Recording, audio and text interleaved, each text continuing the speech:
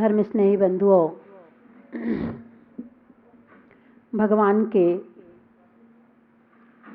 46 मूल गुणों की चर्चा चल रही है। अष्ट प्रातिहार्य में 2 प्रातिहार्य की चर्चा हो चुकी थी।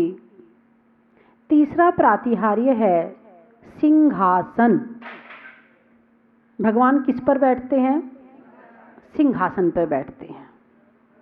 वो सिंहासन कैसा होता है?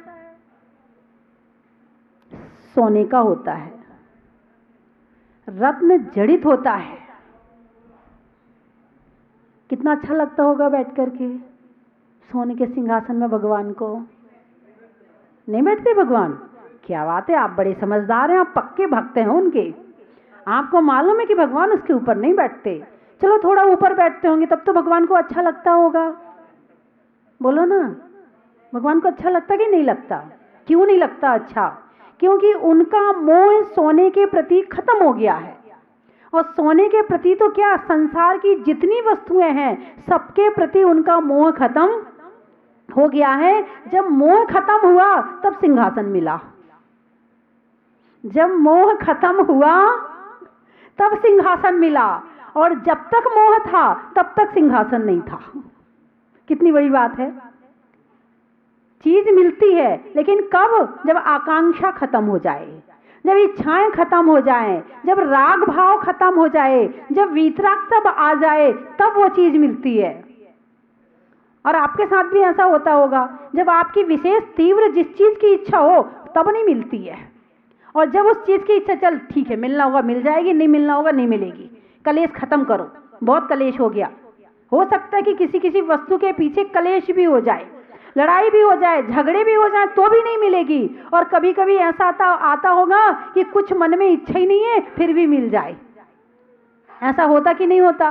तो कोई भी चीज के प्रति आकांक्षा खत्म कर दो। भगवान ने खत्म कर दी ना, देखो कैसा वैभव प्राप्त हुआ। अब वो उसका सुख नहीं ले रहे, अब आत्मा का सुख ले रहे हैं। सिंहासन। भगवान किस पर बैठते हैं? सिंह आसन। मयूर आसन पे नहीं बैठते, हंस आसन पे नहीं बैठते। किस पर बैठते हैं? सिंहासन पे बैठते हैं। सिंह के आसन पे बैठ रहे हैं। इस सिंहासन पर ही क्यों बैठते हैं? दूसरे आसन पर क्यों नहीं बैठते हैं? शायद इसका रहस्य आपको नहीं पता होगा। बहुत बड़ा रहस्य है। इसका रहस्य ये है कि जंगल का राजा शेर है। चुनाव हुआ था क्या? आपने भी मान लिया हाँ राजा शेर है। किसने बनाया उसको राजा? किसने उसका राज्य अभिषेक किया? किसने उसे वोट डाले? सिंह ने अपना जंगल का राज अपनी शक्ति से प्राप्त किया है। ऐसे ही भगवान ने अपनी आत्मा पर अपना राज अपने स्वयं के द्वारा प्राप्त किया है, इसीलिए सिंहासन पर बैठते हैं। सिंहासन पर बैठने का कारण ये है। तो अष्ट प्रातिहार्य में एक प्रातिहार्य है सिंहासन प्रातिहार्य। सिंहासन पर प्रभु बैठते हैं, मगर कैसे बैठते हैं? 4 अंगुल ऊपर बैठते हैं, उसको टच नहीं करते हैं, उसको छूते नहीं हैं। यदि आपके घर में सोने की कुर्सियां हो, सोने के पलंग हो तो कैसा लगेगा? अरे बोलो ना, नींद भी नहीं आएगी। मैं सोने के पलंग पे सो रहा हूं, हैं? बड़ा सुख मिलेगा, बड़ा आनंद महसूस होगा सोने की कुर्सी में। अरे सोने की कुर्सी तो छोड़ो, सोने की चम्मच ही मिल जाए बहुत बड़ी बात है। लेकिन मिलेगा कब? जब आकांक्षा छूट जाएगी। वाह, भाई साहब कह रहे नींद आवे न आवे तभी पता पड़ेगा जब सोने का पलंग मिलेगा। अच्छा, इसका मतलब अंदर में है मामला। अंदर में मामला है कि मिलना चाहिए। हम प्रैक्टिकल करना चाहते, देखो नींद आती कि नहीं आती है।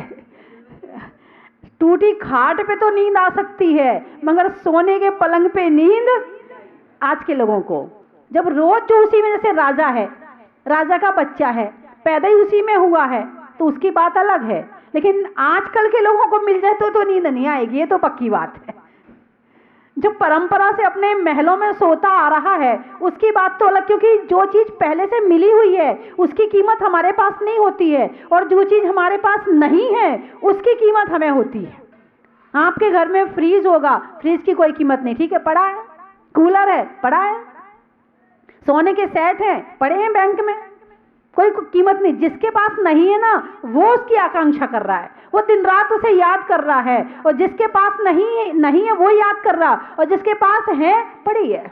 हम है की कीमत नहीं करते हैं, हम तो जो नहीं है उसकी कीमत करते हैं। आज हमारे सामने साक्षात तीर्थंकर विराजमान नहीं है, बड़ी आकांक्षा है प्रभु दर्शन हो, प्रभु दर्शन हो। लेकिन जब महावीर भगवान थे तो शायद इतनी आकांक्षाएं लोगों के मन में नहीं रही होंगी। जो भव्य पुण्यात्मा होता है वही उनसे जुड़ सकता है। जिस समय भगवान साक्षात विराजमान थे उस समय इतनी महावीर जयंती नहीं मनाई होगी, इतने जुलूस नहीं निकाले होंगे जितने जुलूस अब निकाले जा रहे। हे भगवान एक बार तो आ जाओ, एक बार तो दर्शन दिखा जाओ, और एक बार दिख गए ना बस बहुत हो गया। बात समझ में आई कि नहीं आई? हाँ, और भगवान अकेले में मिल जाए ना तो दर्शन में भी मन नहीं लगेगा। बड़ी ललक है, भगवान हृदय में आओ, भगवान हृदय में बसो, हे भगवान हम आपके प्रति समर्पित हैं। और वही भगवान यदि अकेले में मिल जाए तो कहीं डर लगेगा, भागेंगे। भीड़ नहीं है, भीड़ में तो फिर भी हम संभाल लेंगे, भगवान से डर लगने लगेगा। जबकि जो भगवान हमारे रक्षक हैं, हमारे परम देवता हैं, और हम उन्हीं से डर खाने लगेंगे। समय शिखर जी की वंदना है, भीड़ में जाओ बड़ा आनंद आता है। ओहो कितनी भीड़ है, बड़ा अच्छा लग रहा है। और यदि समय शिखर जी की वंदना में आपको केवल अकेले वंदना करने के लिए छोड़ दिया जाए फिर क्या होगा? बोलो मन लगेगा? इतने बड़े पहाड़ पे हम अकेले, हम दर्शन नहीं कर सकते, डर लगेगा वहां। और भीड़ हो, भीड़ में हमारा भय खत्म हो जाता है। भीड़ जो काम करे हम वही काम करना चाहते हैं। जो अकेले में हम अपने से मिल सकते हैं, भगवान से मिल सकते हैं। भीड़ में तो भीड़ ही नजर आती और कुछ नहीं नजर आता। बड़े इतनी भीड़, हे भगवान इतनी भीड़। तो बात चल रही थी भीड़ की। भीड़ में हम सारे काम करने तैयार हैं मगर अकेले में कोई काम करने तैयार नहीं है। लेकिन जब भगवान दीक्षा लेते हैं तो अकेले लेते हैं, और आ जाएं तो आ जाएं, उन्हें किसी की जरूरत नहीं है। तब कहीं अनंत सुख की प्राप्ति होती है। सिंहासन, भगवान सिंहासन पर बैठते हैं। सौधर्मेंद्र कुबेर वो सिंहासन की व्यवस्था करता है। आपकी कुर्सी की व्यवस्था कौन करता है?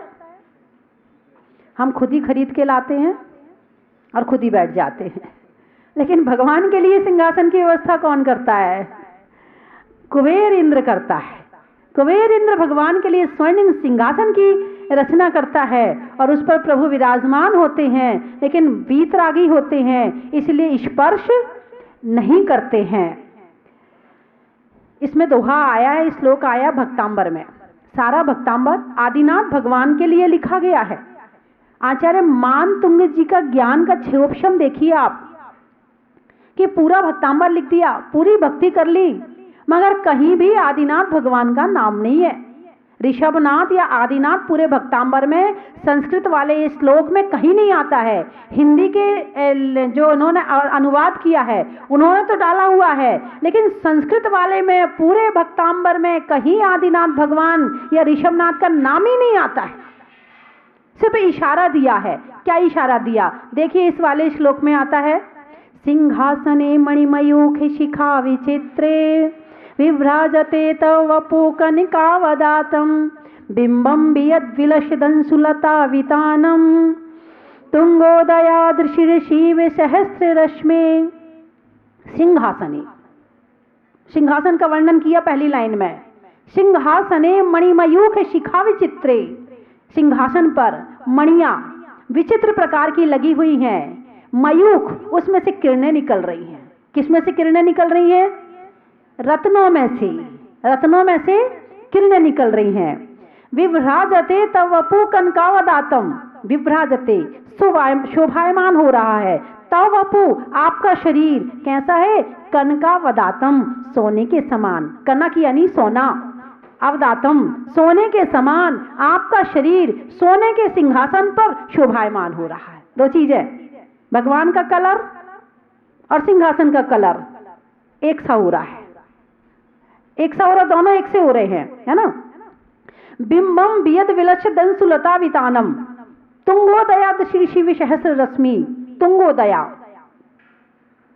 तुंगोदया सुमेरु पर्वत, सुमेरु पर्वत पर जैसे सहस्र रश्मि वाला सूर्य बिंबम, बिंब उदित हो रहा है। कैसा है? बिलस दंसुलता वितानम, बहुत सारी अंशु किरणें चारों तरफ से घेरे हुए हैं। किसको? सुमेरु पर्वत को। ऐसा लगता है सुमेरु पर्वत से सूर्य का उदय हो रहा है। सूरज का रंग कैसा है? वो भी सोने के रंग का है। सिंहासन का रंग कैसा है? वो भी सोने कलर का है। और भगवान का कलर कैसा है? वो भी सोने जैसा है। आप देखिए क्या कल्पना करी आचार्य मानतुंग स्वामी ने। आप भाव सहित भक्तांबर पढ़ें तो सही, बड़ा आनंद आता है। एक एक भाव सहित पढ़ने से अंदर की एक एक ग्रंथियां खुल जाती हैं। तो कहते हैं कि सोने के सिंहासन पर बैठे सोने के समान वाले भगवान, ऐसा लगता है कि सुमेरु पर्वत से कोई सूरज का उदय हो रहा हो। तो बंधुओं, सिंहासन पर बैठना जब तक अच्छा लगेगा तब तक सिंहासन नहीं मिलेगा। इसलिए अच्छा लगना छोड़ दो तो सिंहासन मिल जाएगा। और आजकल लड़ाई किस बात की है संसार में? कुर्सी की। भगवान ने कोई कंपटीशन में भाग नहीं लिया, भगवान ने कोई चुनाव नहीं किया तो उन्हें सिंहासन मिला है। आजकल कुर्सी की लड़ाई के पीछे आदमी धन पैसा सब कुछ लगा देता है, मगर कुर्सी चाहिए। और जब तक कुर्सी मिल जाए तो ऐसा चिपका बैठा रहता है, छूट ना जाए कुर्सी। यदि कुर्सी छूट गई फिर देखो कितना कष्ट होता है उसे। और वैसे भी आजकल तो बीमारियां इस तरह की हो गई हैं कि कुर्सी तो अपने आप मिल जाती है। नहीं, आपकी बात नहीं कर रही हूं मैं। हाँ, कोई बात नहीं, आपकी बात नहीं है। हाँ, घुटने की बीमारी, कमर की प्रॉब्लम ऐसी हो रही है कि लोग नीचे नहीं बैठ पाते हैं, तो कुर्सी अपने आप प्राप्त होती है। तुम नहीं लेना चाहते हो तो भी मिल जाएगी। अब लेना नहीं चाह रहे तो मिल जाएगी। फिर उसके बाद में अगला श्लोक है चमर का। चंवर, भगवान के ऊपर 64 चंवर ढूंढते हैं। कितने? 64। राजा के ऊपर 2, महाराजा के ऊपर 4, मंडलेश्वर के ऊपर 8, महामंडलेश्वर के ऊपर 16, चक्रवर्ती के ऊपर 32 और भगवान तीर्थंकर के ऊपर 64 चंवर ढूंढते हैं। कितने चंवर? 64। आप कल्पना करो कि भगवान बैठे हुए हैं और 64 चंवर ऐसे ऐसे हिल रहे हैं। अभी मैं बताऊंगी कि इस श्लोक में आचार्य मानतुंग स्वामी ने किस तरह की कल्पना करी है। बहुत अच्छी कल्पना करी है। जब 64 चंवर एक साथ ढूंढते होंगे कितना अच्छा लगता होगा।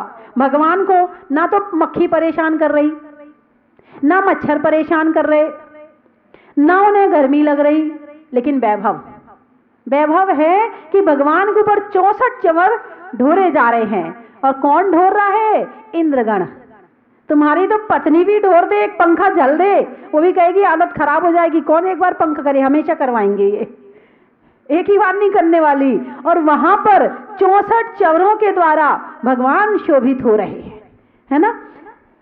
कुंदावदात चल चावर चारु शोभम विभ्राजते तव पूकल धौतिकांतम उद्दत शशांक शुचि निर्झर वारिधार मुच्चैस्ततम सुरगिरेर्विरसाति कौमम।